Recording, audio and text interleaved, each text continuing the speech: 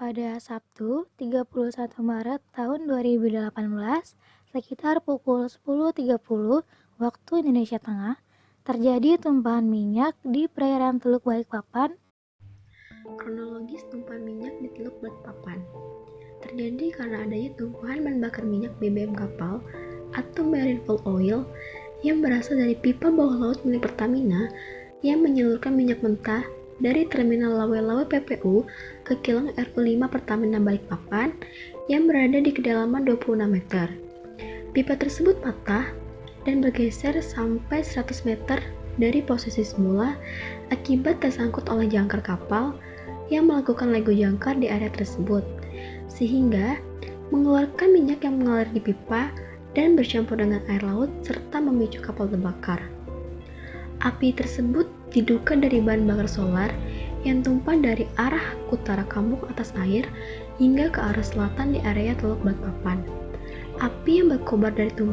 tumpahan minyak tersebut kemudian menyambar kapal kargo MV Everjagger dan kapal nelayan. Akibat peristiwa tersebut, terjadi kerugian material maupun imaterial yang berupa satu kapal pengangkut batu bara dan satu kapal nelayan yang terbakar, 5 warga meninggal dan 20 lainnya terluka bakar, 181 orang kehilangan mata pencarian yang 162 diantaranya merupakan nelayan yang tidak bisa melaut, warga Balikpapan dan PPU yang terancam krisis air bersih, masyarakat yang mengalami mual dan pusing akibat bau yang menyengat dari tumpahan minyak tersebut, pencemaran kawasan pantai di Kota Balikpapan, yaitu seluas 12.987 hektar, perluasan tumpahan minyak karena terbawa arus hingga ke pesisir Kabupaten PPU, serta kerusakan dan kematian mangrove dan biota laut sebanyak 34 hektar mangrove di Kelurahan Kariangau, 6.000 mangrove di Kampung Atas Air Margasari, 2.000 bibit mangrove di Kampung Atas Air Margasari, 4 kawasan terumbu karang, 5 kawasan padang lamun, dan biota kepiting, ikan, dan 2 ekor pesut yang mati. Adapun untuk upaya penanggulangan dan pencegahan permasalahan ini, yang pertama dari pihak Kementerian Lingkungan Hidup dan Kehutanan,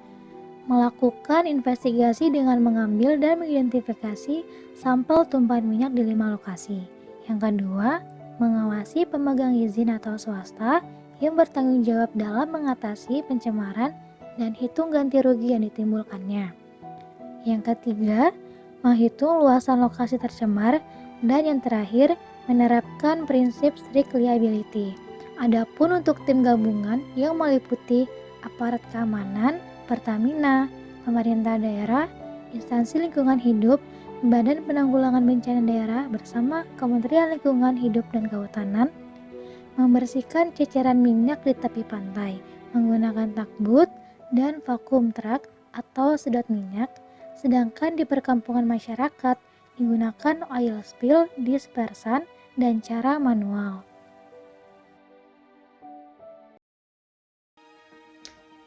Setelah itu, saran pencegahan permasalahan lingkungan agar tidak terjadi hal yang sama secara teknis dan juga sosial masyarakat, yaitu yang pertama, melakukan upaya pencegahan dini terhadap kebocoran maupun tumpahan minyak dengan menerapkan program Zero Spill Operation pada tiap perusahaan migas. Kemudian memperkuat sistem tanggap wilayah dalam hal kesiapan dan juga penyelenggaraan penanggulangan keadaan darurat tumpahan minyak di laut. Kemudian memperkuat regulasi dan sanksi atas pelanggaran terkait keadaan darurat tumpahan minyak di laut dan memperkuat bantuan hukum terhadap korban terdampak tumpahan minyak di laut serta memperkuat kebijakan dan juga peraturan terkait syarat teknis dan kriteria perencanaan bawah laut dengan memperkuat kebijakan dan peraturan terkait alur pelayaran. Kemudian meningkatkan manajemen penanganan operasional dalam mengatasi pencemaran masyarakat di laut maupun pencemaran laut lainnya. Kemudian yang terakhir, meningkatkan kualitas sumber daya manusia dan penelitian terkait pencemaran minyak di laut yang pernah terjadi sebagai persiapan dalam penentuan tindakan yang tepat, meningkatkan kesiagaan dan upaya pemulihan terhadap persoalan yang serupa.